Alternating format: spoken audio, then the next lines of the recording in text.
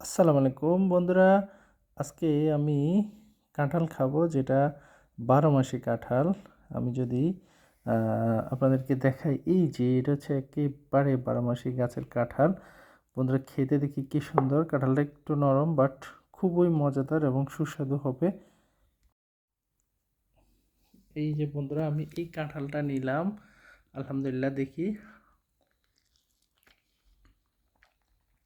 এত সুস্বাদু, এত মজা, মানে অন্যরকম একটা ফ্লেভার, অন্যরকম একটা স্বাদ এই যে 12 মাসি কাঁঠালের। কারণ সিজনের সময় যে কাঁঠাল খেতে যেরকম স্বাদ লাগে, এটা তার চেয়ে আহ, মানে অনেক গুণে বেশি। আপনাদের কথা আমি আসলে স্বাদ এবং গ্রান কোনোটাই এই মুহূর্তে মোবাইলে বুঝাইতে পারতেছি না, যা নিজে নিজেই স্বাদ এবং গ্রান উপভোগ করতেছি।